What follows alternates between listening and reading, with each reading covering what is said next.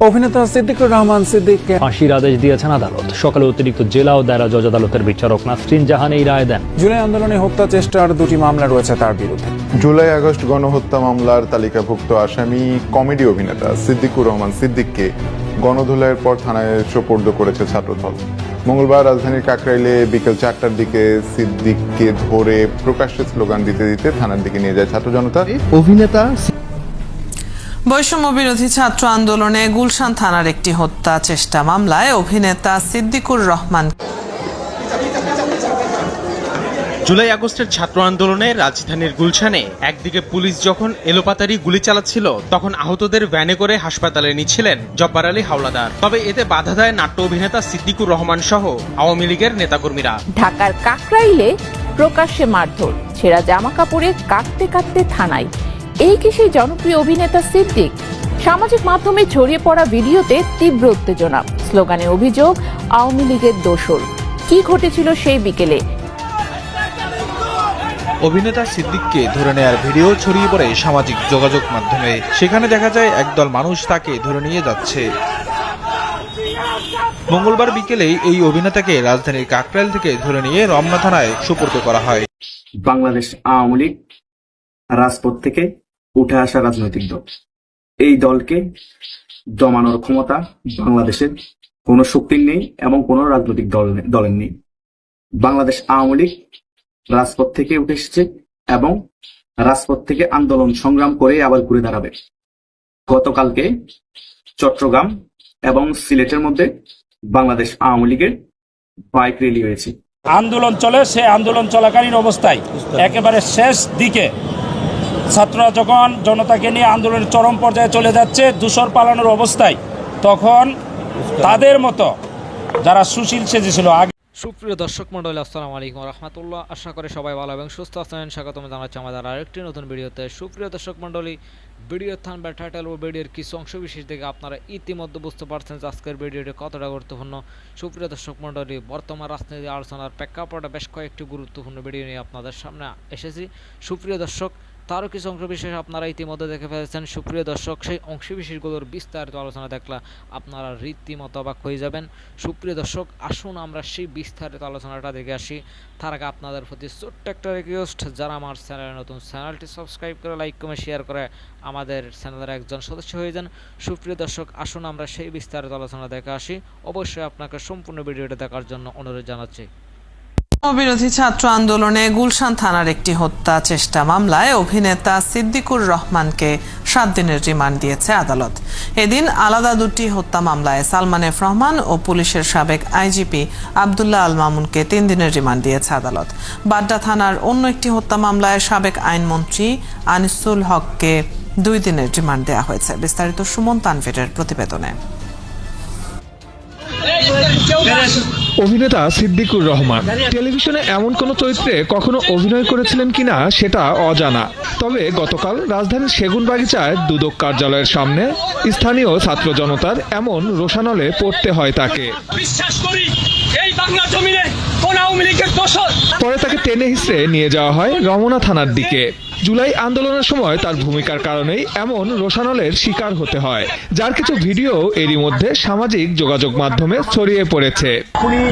তারেক জিয়া যেন ফাঁসি হয়, ফাঁসি ওখানে না, আমাদের দেশে হবে, কারণ তারেক জিয়া এমনিতেই খুন করে দিয়ে ওখানে পালায় আছে।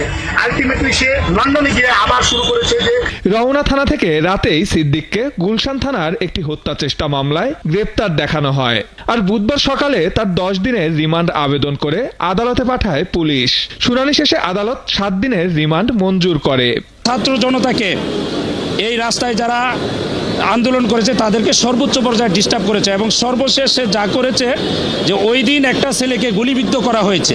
ওই গুলিবিদ্ধ ছেলেটাকে ছাত্র জনতা হসপিটালে নেওয়ার পথে সে তার নেতৃত্বে আরও কথিত সুশীলদেরকে নিয়ে তাকে হসপিটালে ভর্তি হইতে দেয় নাই। এদিকে সকালে যাত্রাবাড়ি ও ভাটারা থানার আলাদা দুটি হত্যা মামলায় আদালতে নিয়ে আসা হয় সালমান এফ রহমান ও সাবেক আইজিপি চৌধুরী আব্দুল্লাহ আল মামুনকে। অন্য একটি মামলায় আদালতে হাজির করা হয় সাবেক আইনমন্ত্রী আনিসুল হককেও। পুলিশের রিমান্ড আবেদনের প্রেক্ষিতে আদালত দুইজনকে 3 দিন ও আনিসুল হককে 2 দিনের রিমান্ড মঞ্জুর করে। প্রসিকিউশনের বক্তব্য শুনে এবং আসামি পক্ষের আইনজীবীদের বক্তব্য শুনে বিজ্ঞ আদালত তিনজনের বিরুদ্ধে রিমান্ড মঞ্জুর করে তাদেরকে তদন্তকারী কর্মকর্তার কাছে জিজ্ঞাসাবাদ করার জন্য হেফাজতে প্রদান করেন। আর বাকি যাদেরকে রিমান্ড দেওয়া হয় নাই, সন্ধারেজ করা হয়েছে বা গ্রেপ্তার দেখানো হয়েছে, তাদেরকে জেল হাজতে প্রেরণ করেন।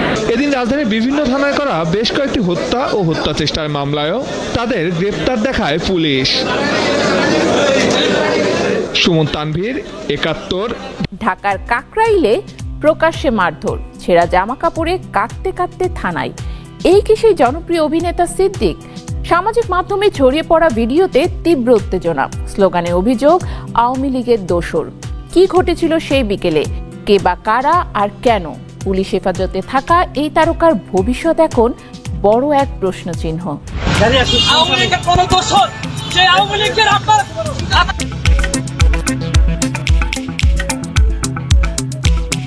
বাংলাদেশের বিনোদন অঙ্গনের পরিচিত মুখ সিদ্দিকুর রহমান, যিনি সিদ্দিক নামেই বেশি জনপ্রিয়।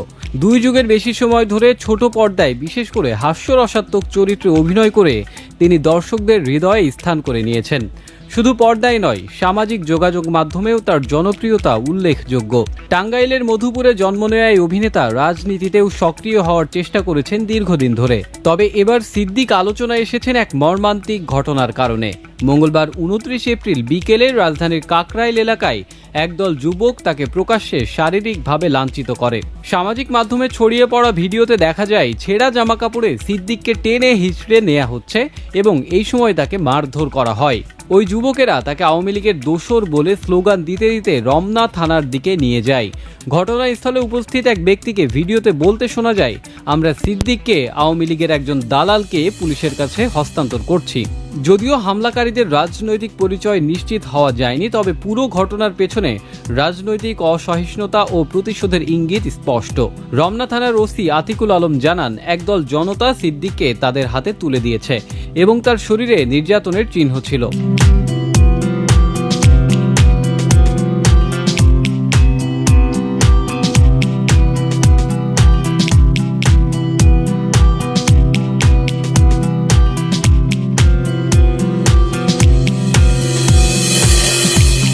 এরপর সিদ্দিককে গুলশান থানায় স্থানান্তর করা হয়।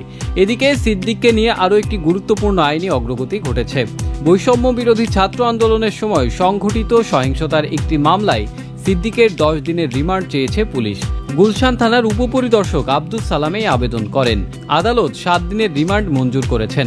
মামলার অভিযোগ অনুযায়ী 2023 সালের 19 জুলাই গুলশানের শাহজাদপুর এলাকায় বৈষম্য বিরোধী ছাত্র আন্দোলনের সময় গুলি চালানোর ঘটনায় জব্বার আলী হাওলাদার নামের এক ভ্যান চালক গুলিবিদ্ধ হন। এই ঘটনায় তখনকার প্রধানমন্ত্রী শেখ হাসিনা সহ 109 জনের বিরুদ্ধে হত্যা মামলা দায়ের করা হয়। সিদ্দিককেও সেই মামলার আসামিদের একজন হিসেবে দেখানো হয়েছে। এই পুরো ঘটনার মধ্য দিয়ে স্পষ্ট উঠে এসেছে রাজনৈতিক অস্থিরতা, জনপ্রিয়তা আর নিরাপত্তা এই 3টি বিষয়ের জটিল সম্পর্ক। একজন শিল্পীর জীবনে জনপ্রিয়তার পাশাপাশি রাজনীতি যুক্ত হলে তা কতটা নিরাপদ তা নিয়ে নতুন করে প্রশ্ন উঠেছে।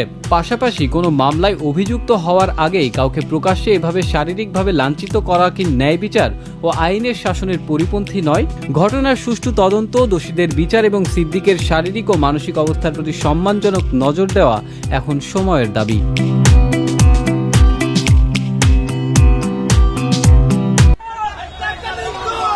অভিনেতা সিদ্দিককে ধরে নেয়ার ভিডিও ছড়িয়ে পড়ে সামাজিক যোগাযোগ মাধ্যমে। সেখানে দেখা যায় একদল মানুষ তাকে ধরে নিয়ে যাচ্ছে। মঙ্গলবার বিকেলে এই অভিনেতাকে রাজধানীর কাকরাইল থেকে ধরে নিয়ে রমনা থানায় সোপর্দ করা হয়। পরে রমনা থানার সামনে একে একে ভিড় করে মানুষ। সিদ্দিককে ধরে আনার ঘটনা বর্ণনা করেন এভাবে। সিদ্দিক আপনার প্রাইভেট কার করে যেতেছিল, তো ও একটা স্কুটিকে যখন মেরে দেয়, সিদ্দিক কাজ খুলে তখন স্কুটি অকথ্য ভাষায় যখন আপনার কথা বলতেছিল, আমি দেখার সাথে সাথে আমার মহানগরের সাধারণ সম্পাদক হান্নান সামি ভাই, তাকে আমি তখন বলি যে ভাই ঠিক আছে, আপনার এই যে ওই যে অভিনেত্রী দালাল এখানে আছে, কি করবো? তখন সে বলল যে ওকে ধরে তুমি থানায় সোপর্দ করো। অভিনয় জগতের তারকাদের প্রতি সাধারণ মানুষের দুর্বলতা আছে বলেই তারা সেই সুযোগ কাজে লাগিয়ে ফ্যাসিবাদকে টিকিয়ে রেখেছিল বলে মন্তব্য করেন ছাত্রদলের এই নেতা। খুনি হাসিনার ফ্যাসিবাদকে দীর্ঘায়িত করার জন্য বিভিন্ন শ্রেণী পেশার মধ্যে খুনি হাসিনা কিছু উৎকৃষ্ট নিকৃষ্ট মানের দালাল তৈরি করেছিলেন এবং সাধারণ মানুষ যেহেতু অভিনয়ের দিকে সিনেমা নাটকের প্রতি একটা দুর্বলতা রয়েছে, বাংলাদেশের সাধারণ মানুষের সংস্কৃতির প্রতি মানুষ দুর্বল, তারা মনে করতো যেহেতু একজন অভিনেতা এই ধরনের কথাবার্তা বলে তাহলে এর আংশিক সত্যতাও রয়েছে। অর্থাৎ বাংলাদেশের মানুষকে বিভ্রান্ত করার জন্য এই সেক্টরে যারা দালালি করেছে অভিনয়ের জগতে, তার ভিতরে সবচেয়ে নিকৃষ্ট মানের দালালের নাম হচ্ছে এই সিদ্দিক। গুলশান থানায় দুটি মামলা আছে বলে সিদ্দিককে একটি অ্যাম্বুলেন্সে করে গুলশান থানায় নিয়ে যাওয়া হয়েছে বলে জানান পুলিশের এই কর্মকর্তা। সিদ্দিক, আসসালামু আলাইকুম, আমার চ্যানেলে আপনাদের সকলকে স্বাগত। বাংলাদেশ আওয়ামী লীগ রাজপথ থেকে উঠে আসা রাজনৈতিক দল। এই দলকে দমানোর ক্ষমতা বাংলাদেশের কোনো শক্তির নেই এবং কোনো রাজনৈতিক দলের নেই। বাংলাদেশ আওয়ামী লীগ রাজপথ থেকে উঠে এসেছে এবং রাজপথ থেকে আন্দোলন সংগ্রাম করে আবার ঘুরে দাঁড়াবে। গতকালকে চট্টগ্রাম এবং সিলেটের মধ্যে বাংলাদেশ আওয়ামী লীগের বাইক র্যালি হয়েছে। সেই বাইক র্যালিতে স্লোগানে প্রকম্পিত করে ফেলেছিল সারা রাজপথ। অনেকেই এই বিষয়গুলো মিডিয়াতে প্রচার করছে না। এখন কেন প্রচার করছে না? প্রচার না করার মূল কাহিনীটা হচ্ছে এই সরকার মিডিয়াকে প্রেশার ক্রিয়েট করতেছে। আওয়ামী লীগের কোনো ঝটিকা মিছিল, বাইক শোডাউন এবং কোনো বিক্ষোভ সমাবেশ মিডিয়াতে প্রচার করবেন না। এবং এই ফারুকী সাহেব, যিনি উপদেষ্টা আছেন এখন সাংস্কৃতিক, তিনি সাংবাদিক অনেককেই প্রেশার ক্রিয়েট করে বরখাস্ত করতেছে এবং অনেক টিভি চ্যানেল বন্ধ করে দেওয়ার হুমকিও করতেছে। কেন করতেছে? তারা সত্য প্রচার করতেছে সেই কারণে। এটাই হচ্ছে বাংলাদেশের বাক স্বাধীনতা, এটাই হচ্ছে গণতান্ত্রিক দেশ। বাংলাদেশ আওয়ামী লীগের প্রচারণা করার কোনো দরকার নেই বাংলাদেশের টিভি চ্যানেলে। বাংলাদেশ আওয়ামী লীগের যে সকল অ্যাক্টিভিস্ট আছে এবং ইউটিউবার আছে এবং বাংলাদেশ আওয়ামী লীগকে ভালোবাসে এবং মনে প্রাণে ধারণ করে, তারাই বাংলাদেশ আওয়ামী লীগের বাইক র্যালি, বিক্ষোভ সমাবেশ, ঝটিকা মিছিল সকল কিছুই তারা প্রচার করবে তাদের সোশ্যাল মিডিয়ায়। কেউ দমিয়ে রাখতে পারবে না। বাংলাদেশের অর্ধেক মানুষই বাংলাদেশ আওয়ামী লীগকে ভালোবাসে, বাংলাদেশ আওয়ামী লীগকে সমর্থন করে এবং বাংলাদেশ আওয়ামী লীগের জন্য যা কিছু প্রয়োজন তা কিছু করার জন্য তারা রাজপথে নামবে।